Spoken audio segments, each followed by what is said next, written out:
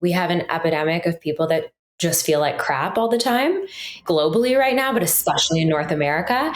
And what is really interesting to see is exactly what you said, Andrew. People don't know what it feels like to feel good. And I was one of those people. I was exactly in that place. I was trying to solve a problem and I didn't really know what I was trying to solve. And I think that's what so many Americans and so many people are trying to do right now without understanding what the actual issue is that they need to address.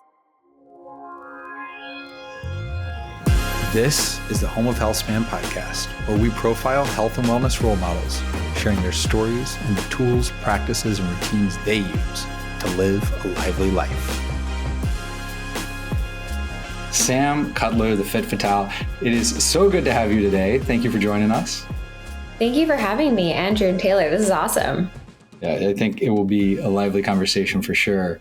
You are not only a role model in kind of your own journey, and what you do, but you also go out of your way and professionally help others with their own health journey. You weren't always a role model, right? You weren't always where you are today. Can you say a little bit about how you got to where you are and your motivations? Yeah, it's interesting you say that. I always say that everyone, when we talk about the word influencer, right, at its core, it's influencing somebody in sometimes a negative, but hopefully in a positive way, whether that's about a product or anything. So it kind of ties back into that because I think everyone's an influencer in their own way, no matter what it is, whether it's within their office, whether it's within their home, no matter what that looks like. And so when you say role model, it's interesting because I think everybody is, to some degree. It's just a question of what that magnitude is and how many people they're impacting. And some people don't necessarily have the goal of impacting such a wide audience and community. It's something I love to do. And when I get down to the why, it really is like, how many people can we actually impact with that? But I think everyone's kind of a role model in a way, whether it's just in a smaller setting. That's a fair point. Yeah. And as you said, I mean, you could be a negative role model too, right? There's certain people in my life I hold up and like, I definitely don't want to go down that path.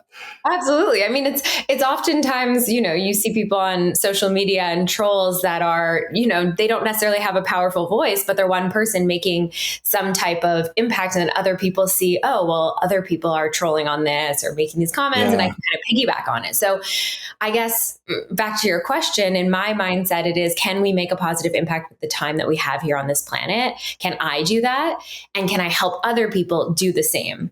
So if I feel better in my day-to-day, I'm trying to help other people do that. And then does that have a ripple effect? Does it have to stop with that one person? Or are they now happier and healthier in their home? Are they now nicer to their Starbucks barista? Are they now, more productive at work? And that makes an impact in the product they're building. So it really doesn't stop with the one person. And it's also, you need to remove yourself from the numbers when we're talking with social as well. Yeah. Because it's really easy to connect with those giant numbers and not always connect down to the person. So I think with being a true role model, you also have to get like nitty gritty with the individual people as well to really make that lasting impact with them. And I think that's what coaches do. I think that's what a lot of people in the health space really try to do. And that's what you guys are doing as well. Even as you speak to individual guests, it's really cool to see. Yeah, thank you. Yeah, I want to go back. Taylor has had her own health journey. I obviously have had my own health journey. And when you're in it, you talked about feeling better, being healthier. When you're in it, you might not know there is a healthier or better. You may think, hey, this is just what normal is. Mm-hmm. And then you have some kind of awakening. Sometimes it's a terrible injury. Sometimes you hit some critical low point. Mm-hmm. Was there some kind of inflection point in your life that you changed, what you ate, how you thought about food, your mindset around food? Mm-hmm. Absolutely. I think you hit the nail on the head because we have an epidemic of people that just feel like crap all the time in like globally right now, but especially in North America. And what is really interesting to see is exactly what you said, Andrew. People don't know what it feels like to feel good. And I was one of those people. I was exactly in that place. And what's interesting, and I'll speak particularly to, I'd say, mass media around women's health as well. There's this connotation that like weight has forever been this number that we rely on and has forever been this metric that we look to in our health. And I think a lot of women, and myself included when I was starting, we look to weight as a solution for problems that are not weight related. And what I mean by that is, oh, my skin is bad. I need to lose weight, I need to get healthy, right? That's a solution. And that's just kind of this one thing I can reach for. Or I feel really low energy. I need to lose weight. I'll feel better. And losing weight or gaining weight, whether it's muscle, like all of that is really subjective to the way that your body's composition, the way that your body operates every day, what you individually need, your lifestyle. But we look to this metric as a single source of truth, which it's not at all. And so what's interesting for me is I kind of went through that journey thinking, okay, I need to lose weight or I need to go on these diets, right? To try to heal issues that were not necessarily related to anything that those would have solved. And so it's when we break it down into what's actually going on. Do you really know the way that you feel? Do you understand what feeling good feels like? Do you understand what the core problems are that you are trying to solve or the way that you want to feel? And so in my case, I was dealing with tons of chronic health issues. I had severe adult acne. I had chronic inflammation and bloating. If you look at old photos, like I couldn't get my skin or hair, like my hair or nails to grow. I just really had everything kind of under the book, but the underlying thing was feeling like crap every day, not being productive at work, having mood swings, just really letting it affect my relationships and all the things around me and the way that I showed up. And it was a very gradual process for me. And I think that's a lot of what's behind the work that I do now is how can we speed that up for people so they don't have to go through as much pain and suffering and the figuring out that I did. But I was trying to solve a problem and I didn't really know what I was trying to solve. And I think that's what so many Americans and so many people are trying to do right now without understanding what the actual issue is that they need to address. For sure. The focusing on weight, it's a little bit like the drunk looking for his car keys under the stoplight or the light. And they say, oh, is this where you lost him? It's like, no, but this is where the light is, right? It's like, is weight the issue? No, but it's this easy number that I can look at each day. So that's what I'm going to focus on, even though it's not related. And we're looking at these metrics that they're just not the most valuable when it comes to where is your health. And of course, in some cases they are, and there are people who are overweight who would like to lose weight, but that's usually a side effect of something else that's going on. And so we focus so much on that. And I can say the same to skin because that's something I went through drastically. I can put on the creams and I can try to do certain things that will heal it externally, but what's actually causing that, right? What's the reason behind it? And most of the times, a lot of those things can be addressed by simple lifestyle habits. I want to get away from the word easy because some of this is not easy because they require mindset shifts, but simple, right? Simplicity. Yeah. How do we strip it back to what's really the core of what we need as humans? I honestly really resonated with your story. Even looking on social, I feel like I went through a very similar journey. And I think as women specifically, there's a lot of pressure. And even from like medical professionals, it's like, it's your weight, it's this, it's that. You have access to so much skincare. Why is your skin not better? I went to a dermatologist and she was like, well, you just need to use this. And I'm like, well, why is this happening? And they don't have those answers. And I admire the fact that you're making this something that people can follow along with, because I know how long that took for me to personally figure out like what I needed to do for my own body, because it is very individual as well. And it's great that you kind of recognize the mind portion of it too, because even if you're doing these things and you're not saying this is going to make me feel better, that mind body connection won't really be combined to make the best result. And so, Sam, it sounds like you had some trial and error along the way. Mm-hmm. And can you talk a little bit about those steps, things that you thought would work or make a difference and didn't, versus things that maybe you didn't expect to make a difference, but made a huge difference, and what your daily or weekly or monthly routine looks like around? Yeah. Let's start on the nutrition side, maybe. Totally. Well, it comes back to what didn't work is essentially looking at sort of fad diets, right? And I think I touched on that quickly, but jumping on the restrictive mindset and cutting things and looking at calories and that obsessive piece behind it, I think I can speak to myself, but I see it time and time again. It's just not sustainable. It's not only not sustainable, it's also not, as I said before, addressing the problem and actually getting to the core issue. And it doesn't come with a foundation of education in any way. And I think that that's where we really are able to make lasting change and build consistency for our lives. And so that was definitely a piece of just trying to restrict, and then you overeat later, or you kind of go on this yo-yo roller coaster. And that really messed up with I think that really just messed up in my head, right? Of just, okay, I'm trying this thing. I feel good for a little bit, but I'm not going to be able to do this for the rest of my life. And the second I stop doing it, I don't feel good. So then what? There's no answer for me. I'm never going to be one of those people that gets to feel good, right? And then we start having this conversation where we don't think we're worthy of actually feeling good. And it's this really vicious cycle. There's a couple things I think that shifted everything. And I know we were talking like into nutrition, but there's a few things. I ended up leaving a corporate job that I was at. I was extremely burnt out. I was working in a really toxic way personally, just really putting in 80-hour work weeks. And because of that, I was neglecting my nutrition, and I wasn't putting any thought and planning into what will I eat that will be healthy. It was just kind of reaching for the things that would keep me going. So we all know caffeine, sugary things, and then it's work. You're out late. I would have events. I'd be drinking. I'd come home. I'd be eating my dinner at 11 p.m. All of the things that would just be this cycle. And then I'd try to sleep. It would impact my sleep. Like all the stuff you dive into, really, this whole kind of cyclical impact. But I ended up leaving that job because I got so sick and so burnt out. I had a stomach ulcer. I was extraordinarily stressed. And a lot of it was that I didn't actually know how to support my immune and my system at that time because of nutrition. And so it comes back to, for me, everything kind of comes back to nutrition. Okay. And how can we support ourselves from the inside out? Because yes, stress impacts it, and our sleep will impact it, and our habits, all of these other pieces. But if we have a core foundation for nutrition and we get to know what works for our bodies, we already have the upper hand because we're fighting. I always say we're fighting with like a team that has equipment, right? If you have a gut problem and you're already run down, you're going to war with a team that's already all injured and struggling to begin with. Yeah. So I think once you get into these stressful situations, but you feel equipped and you've lowered inflammation, you've improved your gut health, you've done all these things, or you've done so over time, then you have the ability to not get sick and to keep your immune system stable when you are really stressed, when it's like all these different things.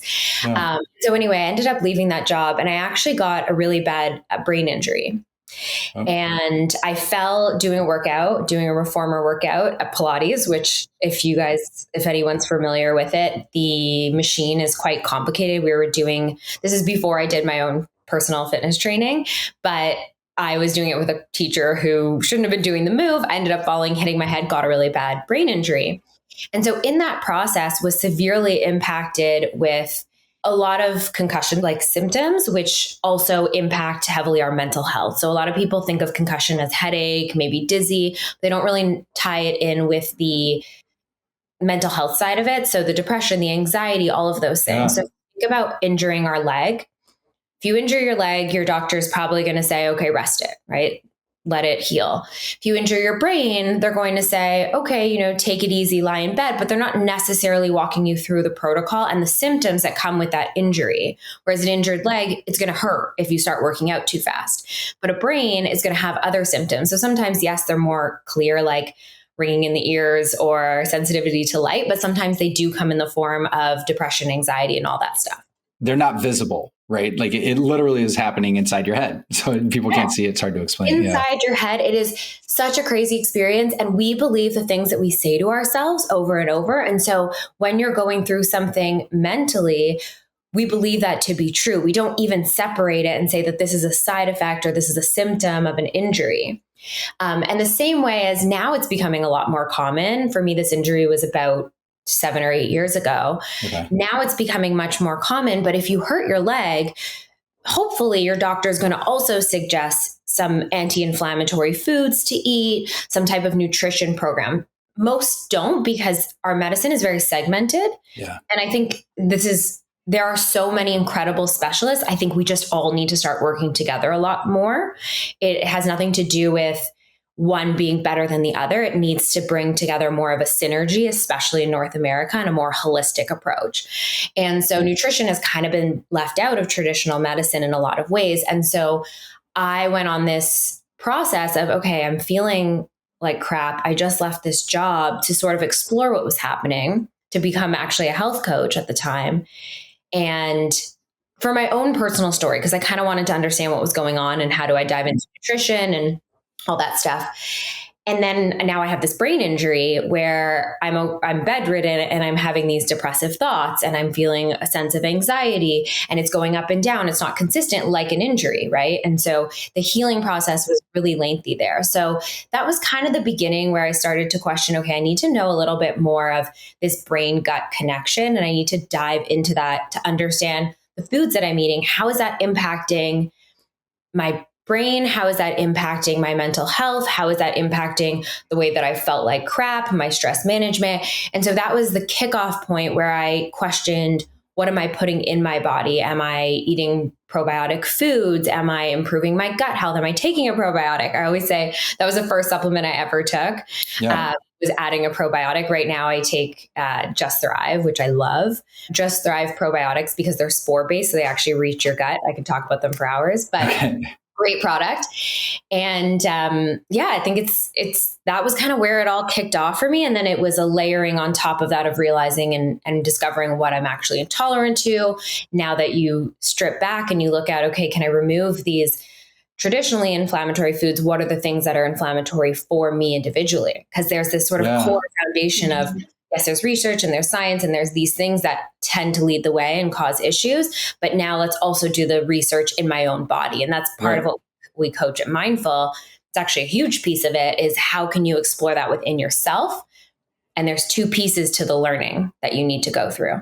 What works and what doesn't?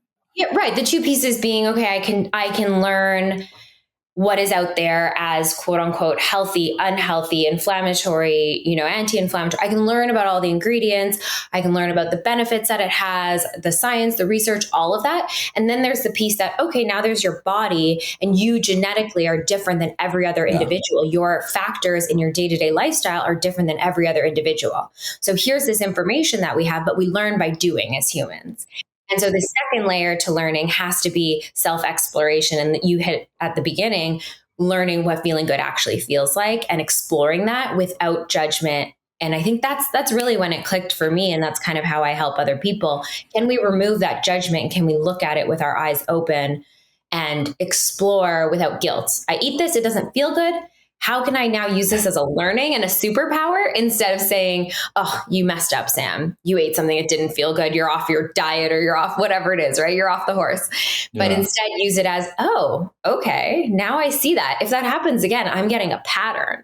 Can we look at ourselves like this beautiful experiment rather than looking for external answers all the time? Yeah, I mean, it's really that growth versus fixed mindset, right? Like, can I learn new things? And so I know you do meal planning for your clients. Your meals, what have you found works and doesn't for you? Like what does your personal meal planning look like?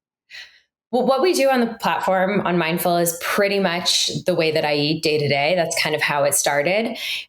People asking me, hey, you've completely changed your life. You've changed the way that you look.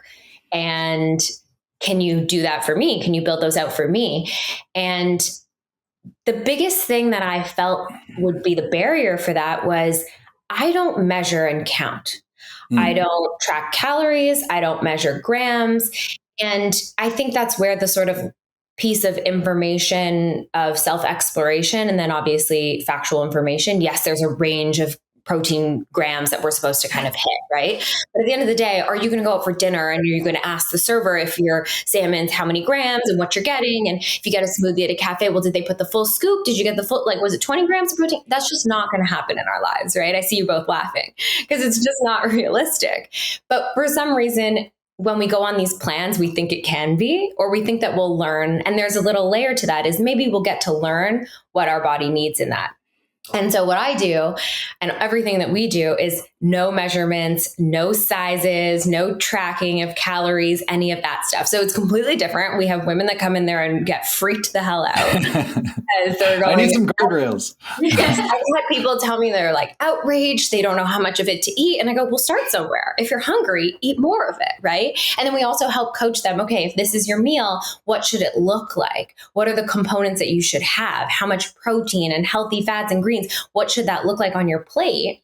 And then, okay, well, if you're still hungry after, before we increase the portion of the bread that was on the side of that, can we increase the portion of the protein? Right. And then we work through how full do you feel after that meal versus another meal. So all of that sort of self-exploration was what I went through, because I just realized there's no way I'm ever going to actually track anything for the rest of my life. It's just not going to work. So can I start learning about the things that work for me? And can I make meals out of looking what's in my fridge, looking at whole ingredients and making meals so that I can check how they actually feel from an ingredient perspective, but also from a quantity perspective and that type of thing. So that's what we do. So it's and they're also like, we create it the same way as, I guess you could compare it to going on a workout platform and they kind of have your schedule Monday to Friday. Okay. We built it out like that. So we do different programs that everybody goes through. So they're not one-on-one. It's all directed to all of our users, and they can choose to join individual programs, or they can just get the meal plan for the week. And sometimes it's just used as, hey, I need like inspiration for my dinner tonight. It's Monday. I don't know what to do. We give them what ingredients they should prep on Sunday, their entire grocery list. We just make it simple. And that's the part that we do make easy. I don't think nutrition's easy, but I think we can make preparing for it easy, right? Yeah. So yeah, that's kind of how I eat. And I realized, hold on, people don't all eat this way. Like this can really change people's experience and their mindsets and their guilt and all of the things we should be doing to, oh, I have now food freedom. I have the freedom to choose what works for me. That protein doesn't work, swap it. Right. Yeah. And so everything we do and the way that I eat is primarily gluten and dairy free. Okay. But if you want the same pasta recipe and you want to use gluten pasta, go for it. Right. If you're cooking with your husband and he's going to cause an uproar, which by the way, sometimes the good ones you swap, nobody knows. It's really funny, but then go for it. That's totally fine. But I'm going to make it the harder version because it's going to be harder to make it without dairy and gluten and all those things, so that I think that that's going to help lower most people's inflammation, but you can just swap any of your ingredients as you go through it. So that's great. That makes a lot of sense. You talked about the first supplement you started taking was the probiotic, and you mentioned protein a few times. Do you get all the protein you want through Whole Foods, through the meals you have, or do you supplement at all for that? I take protein powder almost every day. Well, I usually have a smoothie almost every day. Okay. Depends seasonally, right? And I think we need to lean into what we actually want when it's colder out. Sometimes you're not craving a smoothie and there's a reason for that. But I would say in the summer and nicer weather, I typically will have a smoothie with a scoop of protein. I'm primarily plant-based, but I eat seafood as well. Okay. And I think that we should be looking at our meals to see, or I personally look at my meals to see that I have protein in every meal. Yeah. So if you're having a smoothie, I'm going to add a scoop of protein, or even if that's not you don't love protein powder, can you just get in a scoop of peanut butter or something, right? Or some type of nuts. Yeah. Can you, and a lot of the times with dairy-free stuff, there's a lot of protein in them because you're looking at cashew butters or almond milk, all that stuff. So you're getting it in other places too, which is really nice throughout the day. Do you have a plant protein that's your go-to?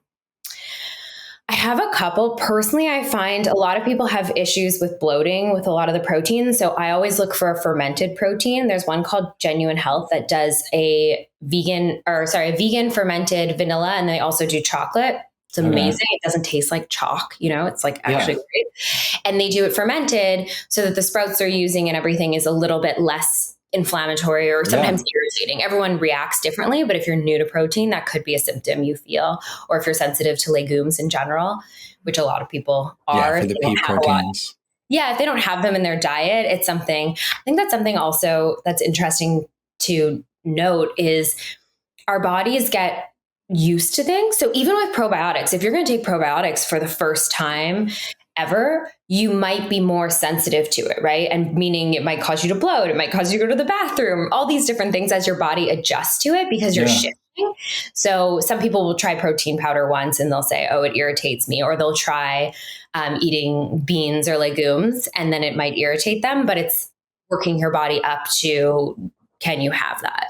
If you never eat, I haven't even eaten meat since I was like a little kid. And if I ate a piece of steak, I'm 100% sure I would be very sick, right? But I don't think that's what it would normally do to anybody.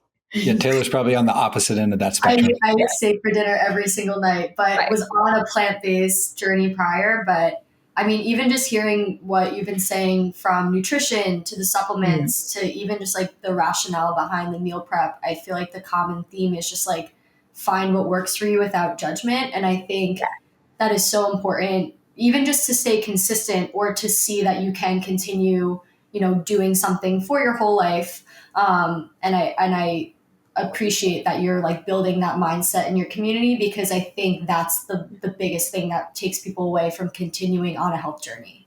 Like the inability to see the future. So spot on. Like what you learn today, can you make that a value in the future? And I always say this, Taylor right now needs something different than Taylor in 10 years from now, and then the Taylor 20 years from now.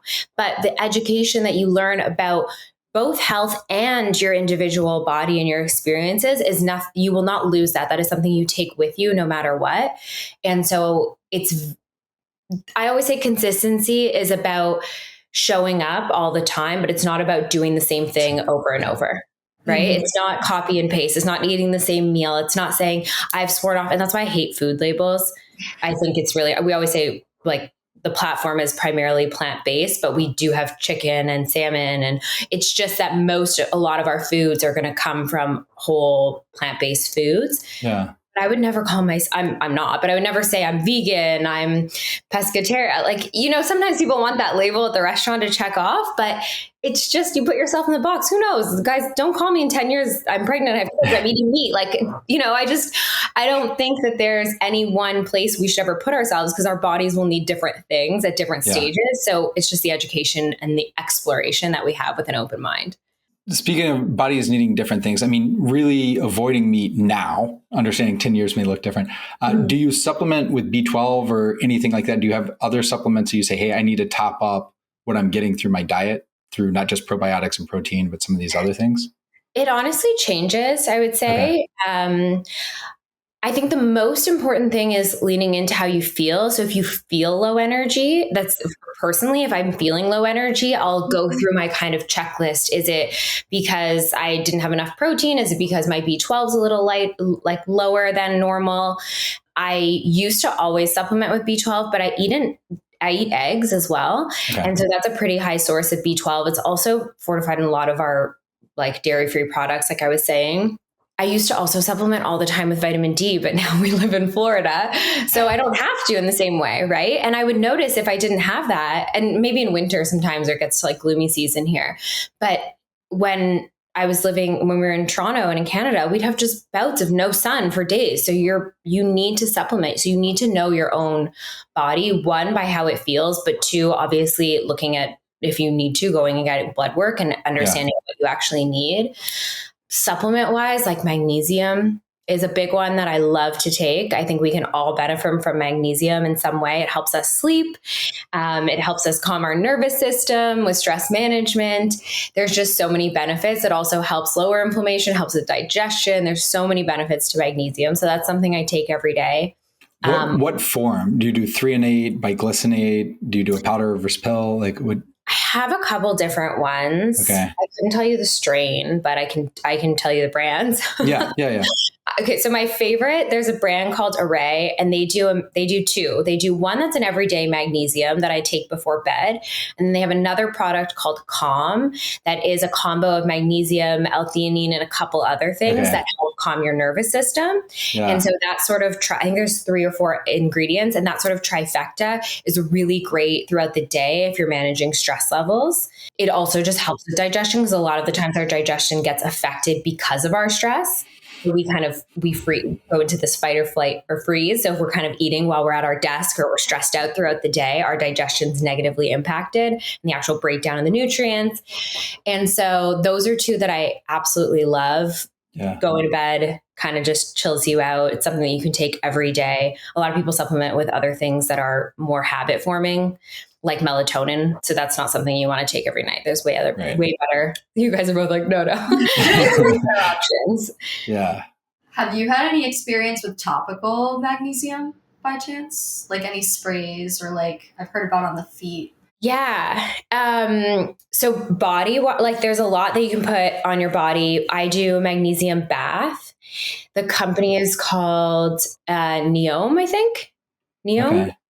Okay. They have like a magnesium bath soak. There's a couple that are great. They also have a magnesium cream that you put on. So it's like a kind of combo. I'll take a bath and I'll put that on all over my body. It helps you ease into sleep. Lavender as well is great. You can spritz it around your pillow or when you're getting ready for bed. I swear my bedtime routine is like locked in. There's a whole system.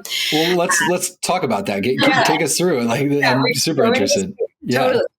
Okay. So again, this is going to be the perfect routine, but this is not every day. Yes. I think it's always great when you hear that on podcasts. You're like, this is not happening to me every day. Yeah. So if I'm going to have the best sleep, my sleep starts prepping for sleep the second I kind of start tying up my day.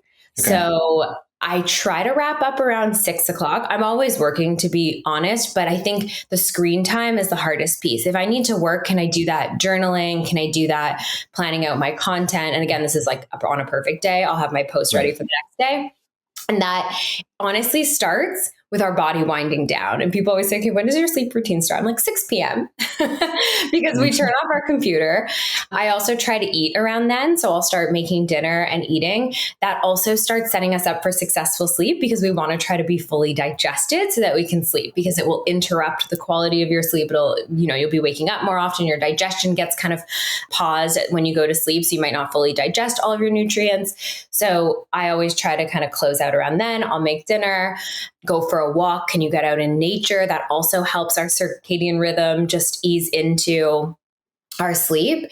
And then, do something with my husband. Maybe we'll watch a show. Maybe we love going for a walk. We've got a stroller for our dogs, and now we stroll her around everywhere. It's kind of embarrassing, but the reality of Florida life. And then I honestly come upstairs, like into the bedroom at maybe 8, like between 8 and 9. But on a really great time, 8 o'clock, so that I have enough time to do the things like take a bath.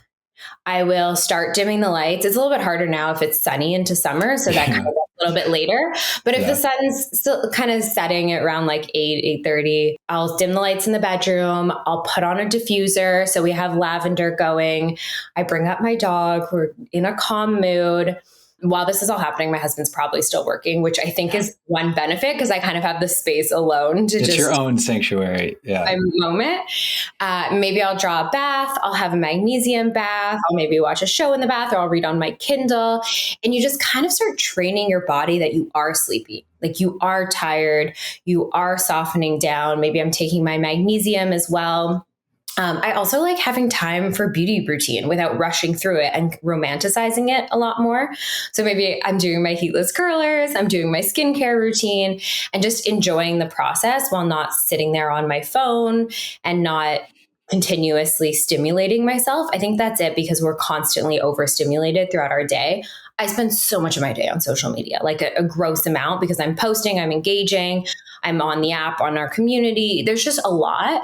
And so that's my time where I genuinely need to kind of come down from it.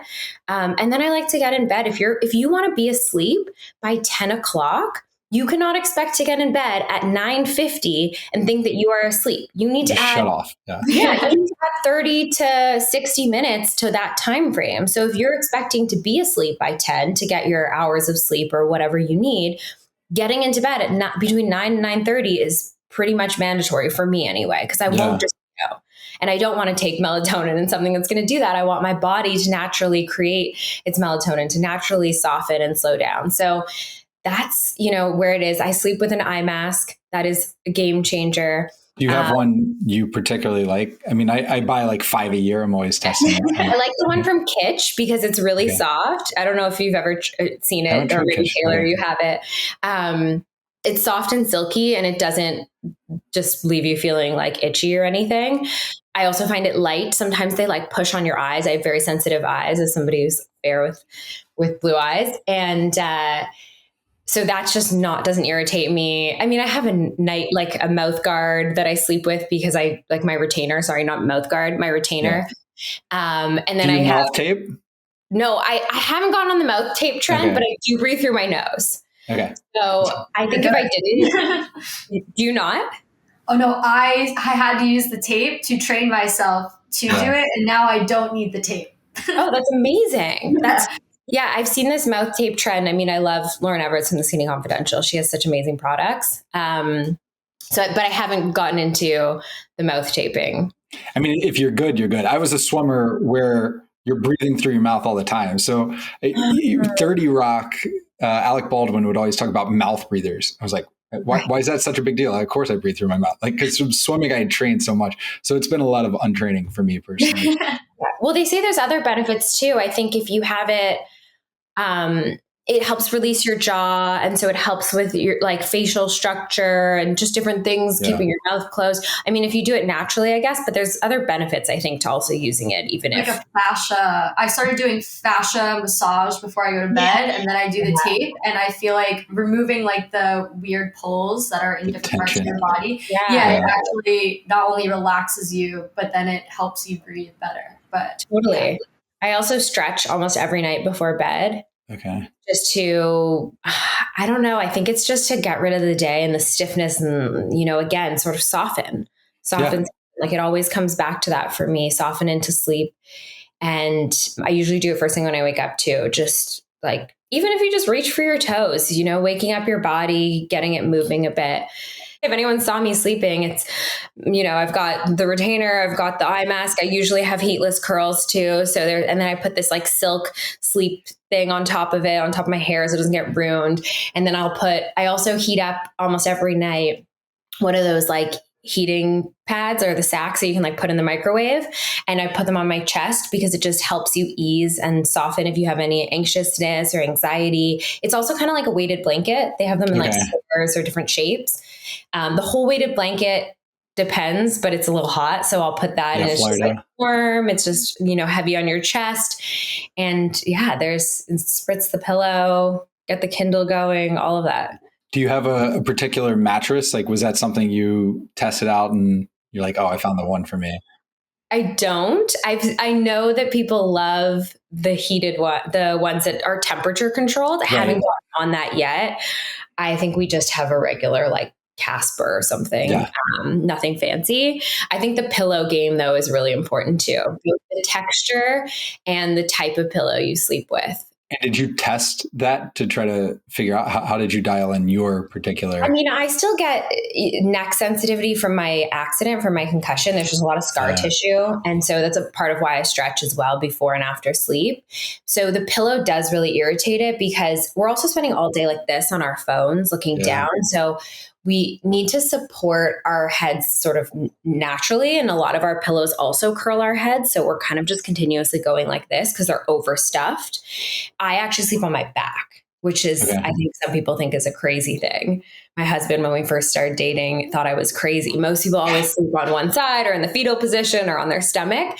Apparently it's better to sleep on your back for your skin. That's not why I do it. It's just comfortable for me. And so that's also why the pillow, depending on which way you sleep, is how stuffed the pillow should be. Because if you're sleeping on your side, your head's elevated from where your shoulder is, right? So there's more space. But if you're sleeping on your back, there's like much less elevation that your head naturally would have. So your pillow has to be a lot thinner. So I have this pillow, again, I don't know the name, but I have it from Amazon, and you can choose how stuffed you want it. So it's specifically like an orthopedic type of pillow, but you can take out the stuffing depending on which way you sleep so that it supports you. And it's all a broken down memory foam, but it's chopped up instead of being one piece. So it's malleable with the way that you sleep. And so it's supposed to be really helpful. And then a silk pillowcase. It's also just good for the hair, good for the skin, the face, all that stuff. Nice. Yeah. You talked about the accident a couple of times now, and it was doing Pilates. Do you still do Pilates, or you're like, I'm swearing off Pilates, I'm going elsewhere? No, I do Pilates it's one of my regular things that I do weekly. I fell on a reformer machine. So it's that machine that really depends on what moves you're doing. Mostly I do mat Pilates now at home, but I still love a reformer class or Legree or Megaformer for anyone who's listening that doesn't, it's a little bit different, but it's a similar sort of approach to the workout. I mostly do Pilates, mat Pilates. I'll do a mix of that and strength. So weights on the lower side, anywhere from 3 to 15 pounds. And I walk every single day without fail. Yeah. I think that also helps me sleep better. Oh, for sure. That I came across some research. It was like, no matter how much time you spent in the gym, if you swam, if you did other things, it was, I want to say they said 13,000 steps that once you cross that, the sleep was just dramatically different. It was the Army or somebody did this test. And it's not 10,000. Yeah. I'm sure Whoop could have that data. They could, but Whoop, if you look up, Whoop refuses to track steps. Like, we do strain. You got to get it from your Apple Health or your something else. Yeah. Did you have Oura Ring? Is that what it was? I'm double wearable up because I love. You're tracked. And I get my Orange Theory heart rate monitor in the morning. But I do agree with that. I feel like because I work from home, but I'm in New York City, like if I don't get at least 10,000 steps, it's like 7 p.m. and I'm like, okay, I need to do something because I'm not tired yet. So crazy stuff. Well, we sit at our desk and then maybe we get up, we go to our kitchen, we do that. But that's basically sedentary the whole day unless we get in a walk. Even if we do, I think this is such a big difference for so many people that they don't realize, even if you do a 30-minute workout, that's the one time you're getting up throughout the day, because then you're sitting down at the end of the day watching a TV show or, sitting down to dinner, you're not moving again. So if you can just add and top it up with 30 minutes or 30 minutes to an hour is what I always sort of suggest. I think 30 minutes if you can walk, just put on a podcast, phone somebody you haven't. I work when I walk. I think it's amazing. I'll voice note, full blog posts or community posts, things like, the scripting for a lot of my social videos. I do that all while I'm walking. It's easy. And I don't have to actually look at my phone. I can do it, via audio. Yeah. On the home, the fitness, right? You said mat, Pilates, and some strength. Is this stuff you do all at home? You have all the equipment at home, or are you going to studios or gyms? I mostly do it at home. I like going to studios and gyms. I love ClassPass because I think you have the flexibility to kind of jump on whatever classes you want, and it works anywhere. So I always keep my ClassPass active. I've had it for years. And as I travel and I meet up with friends, it's just the easiest way, right, to jump on a class. So I do love that. I will try to go to classes in person, but it depends on where I'm at with work, to be transparent. And I think that's why we hear from so many people, I don't have time to fit in a workout. Well, now with the pandemic, that completely rocked the fitness industry. And we have so much access to just affordable and accessible workouts at home that can be 15 to 20 minutes if that's all you have. They can be 5 minutes if that's all you have. Do a quick ab workout or something. And it's not just because you need to do a workout, it's the mental health piece, right? It's just the moving your body. And it's feeling accomplished too. Like if your workout's 5 minutes and you check it off your list, you still feel just as accomplished as if it was 20 minutes. So that piece kind of gives you a little bit more momentum in your day as well. So I think I will normally work out at home if I'm in a really busy period, which I am right now. So that's kind of been the situation. Those movement snacks, I think, are important. People say I don't have the time, but it's undercounting the benefit of a 5-minute break. That next 60 minutes after the 5-minute break are going to be so much more productive because you got your blood flowing, because you got your endorphins up. You're going to be better. Yeah. For sure. Or take, a breath of fresh air, look up at the sky. We don't separate ourselves enough. And unfortunately, a lot of our workplace environments aren't conducive to that. If we're working at home, we have so much more flexibility. Again, another positive that sort of came from that, our world being rocked in 2020, is just having the freedom in a lot of companies to work at home.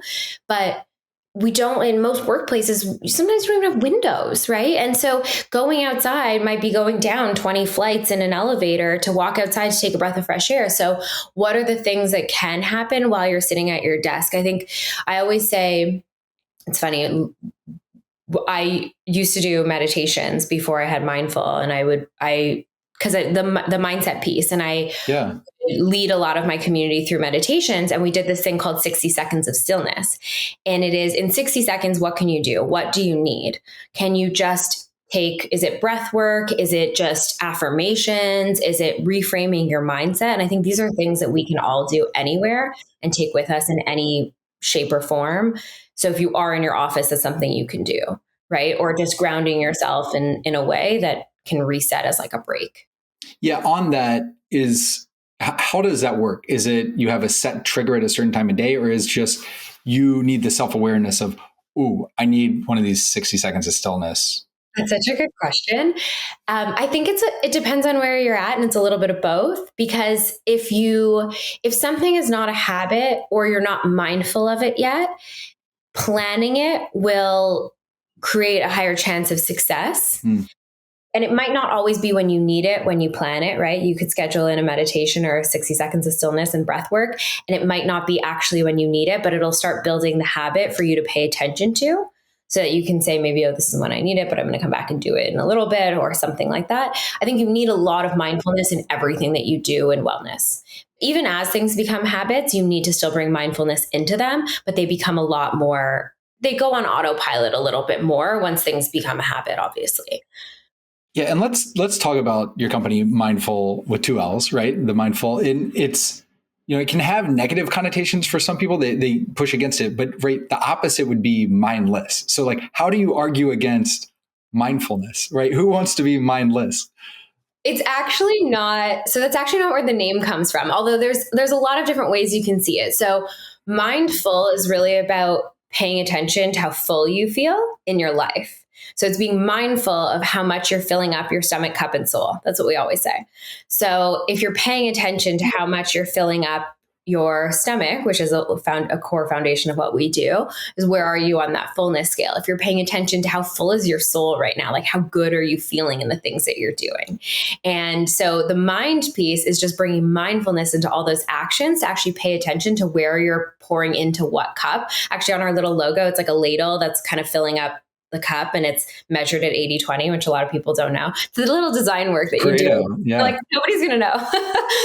But yeah, it's about most of the time, can we do the things that fill us up? We're all about 80-20. So most of the time, 80% of the time. So that's where it actually comes from. But there is this big conversation of mindful versus mindfulness. Yeah. Mindful being that our brain is full with all these things and we're overwhelmed.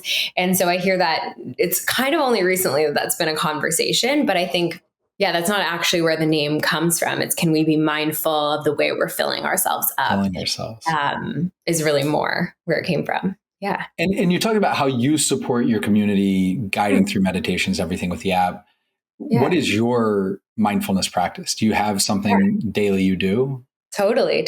Every single morning, the first thing I do when I open my eyes is my affirmation journal, or my gratitude journal rather, where you're writing affirmation, you're writing what you're grateful for. I like the 5-minute journal. It's amazing. I think I've gone through probably 3 or 4 of them now. I've just used it for years. It's such a great, easy, simple thing that you can do. So that's the first thing I do. I also listen to morning affirmations. There's a girl named Madison Mindset. She's Australian and her voice is just so soothing. She's on Spotify. They're free. She has powerful morning affirmations. That's my favorite one. I put it on while I'm making my coffee, having my starter meal, feeding my dog. So the whole time I'm just sitting there affirming to myself, right? Yeah. Today is going to be a great day. All of the things that you just kind of reprogram your mindset. Yeah. And it really does shift your day drastically. If I'm kind of on a stress hamster wheel, sometimes my husband will say, did you do your Did you do your affirmations this morning? He's like, I didn't hear it. I think that's why you're stressed. I meditate every day. Sometimes it's a walking meditation. Yeah. So I do my big walk, but my dog is quite small and she doesn't go for the longest walk. So I'll take her for a short, quick walk in the morning. Nobody's really up. It's quite early usually. And I'll listen to a meditation on that walk. And if I can, I'll do either another one, or I'll in supplement, if I don't listen to it on the walk, I'll actually sit and do it. And I like to have it stacked. So I'll do it in front of a red light machine as well. Yeah. You're speaking to someone who does the exact same, meditate in front. I used to do them separate, and like, well, that's 20 minutes on each side. Like, why am I wasting this time? Yeah. I could just make this more efficient. Yeah. Do you deliberately space those through the day? Because you had a few different things. Are they compressed within a 2-hour window, or you say, hey, I know I'm going to get really kind of busy around 11. Let me take a break and do one of these. And what does that look like? They're top heavy at the beginning of the day. Yeah. And because I have the time, and then I lead sort of right into my workout from that, because it's energy uppers and energy downers, right? Yeah. And one is kind of calming, and one is, okay, now let's get hyped. Let's do our workout. Let's go into work mode. I would say my walk is kind of my moment of stillness and resetting later on, that I'll do in the, like, usually around lunchtime, either right before or right after. And then I'll get that walk in. And if I'm feeling really overwhelmed, sometimes that's a meditation. But I think sometimes we have to realize that it's sometimes just an energy release, and that might be that song that you need to put on where you just completely shift your mindset and you feel, I don't know, spicy. Maybe it's a new Taylor album, whatever it is, just throw it on. Again, like, shameless plug to Florida, because she has so many Florida mentions in this album. But, I mean, including a song called Florida, right? Yeah, that's what I'm saying. So you put that on your walk now. Yeah.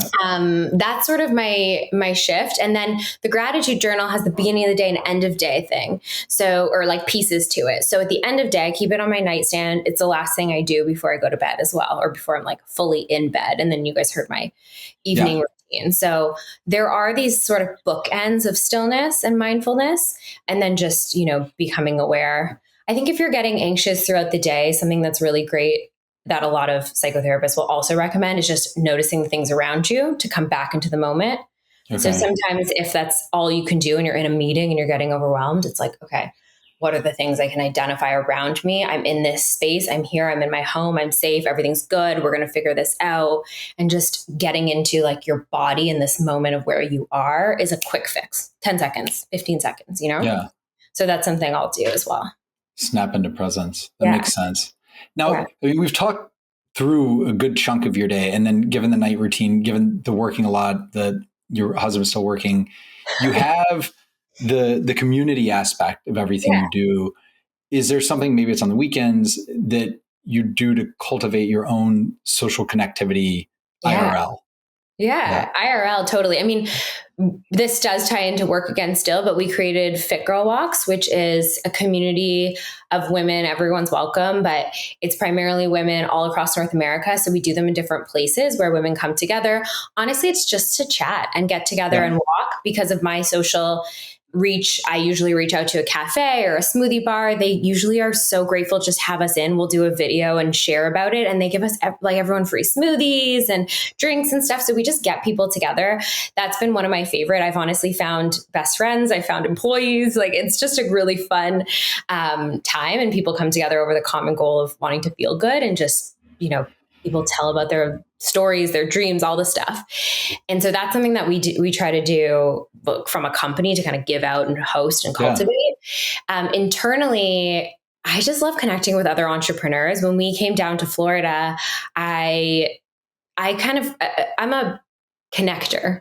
So I will find people, and if, the right energy, the right like spirit, I love to connect and bring together. So if you meet my groups of closest friends in different places, I've lived quite a few different places, they all know each other and they're all best friends now, because I've created this sort of like nook of connecting people, like, hey, you're a really good person, and so are you, and let's bring them together. So I started a female or women's founders group down in Florida, in South Florida. So it's a bunch of women that come together. We try to do something once a month about, and connect over wins, losses, just really no judgment, and place to be vulnerable and to speak from, we're all at different levels of our business, but just to other people who kind of get it, regardless if you're selling, there's people who are jewelry creators, and then there's people who have multi-million-dollar businesses in the group. So it's just about, we all kind of go through the same struggles. And I think as women in particular, we put so many unrealistic standards on ourselves. And there's a lot of imposter syndrome. There's a lot of questioning. Am I doing the right thing? And so just like creating and cultivating community. The one thing I'll say is when someone's pretty awesome and they have a good relationship with their partner is usually pretty awesome too. So then you can, like, I've met all of their husbands as well, and my husband's friends with them now. So you just kind of create community from that. You trust that person, can find other people, and that grows from there. But yeah, in-person community is so important, but so is virtual. Yeah. Sam, this has been amazing. I mean, you really are an inspiration. I know you say everybody's a role model in their own way, but you're a really good one. So thank you. Thank you for what you do. Is there anyone that you think we should also have on the show that our listeners would benefit from hearing from? Oh my gosh, so many people. Well, speaking of that group, I have a girlfriend, Molly, who's the founder of a clothing company, Walker and Wade, and she has built that entire company from the ground up. They're in over 200 stores across the US. They do all of their own like manufacturing at their facility. Oh, wow. It's a little bit different, but she's also had some incredible health struggles and stories, and she's now a lot more vulnerable and talking about it. And I think that the interesting piece, when it's like, you guys probably see this all the time, but health and entrepreneurship are just so closely linked to both productivity, but also you can quickly slip and slide away from your health as an entrepreneur when you prioritize that over everything. So I just think, she has a really interesting story. I think she'd be really great to have on. All right. I'll follow up if you're okay and make an intro. Yeah, totally. I'll connect you guys. Great. Thank you so much. Great question. And obviously the Fit Fatale on TikTok and Instagram, Mindfull with 2Ls.so is your site and company with the app. Where else should people look for you if want the coaching, the meal planning, all the stuff you do for people? Everything is pretty much on mindful.so. We also just launched our app. You can find it in the Google Play and also in the Apple Store. You search Mindfull or mindful.so with 2 Ls and you will find it. You can jump in. We have our whole community built into the app. This is probably my favorite part of the app. We used to have to do it separately. It's right in there. So you can share your recipes, your photos, video, like everything with the women in the community. Mindful.so is our website. Thefitfatale.com is my personal blog. You can also find me on TikTok and Instagram. It's all the same. We make it easy. Well, I appreciate it. Some things are simple but not easy, but you make that easy. And I appreciate that one we make easy. You can probably click through to all of them from each other, hopefully, if things are working properly after Mercury. Fantastic. Well, thank you. Thank you so much. Yeah. Have a great day. Thank you for joining us on today's episode of the Home of Healthspan podcast. And remember, you can always find the products, practices, and routines mentioned by today's guests, as well as many other Healthspan role models on alively.com. Enjoy a lively day.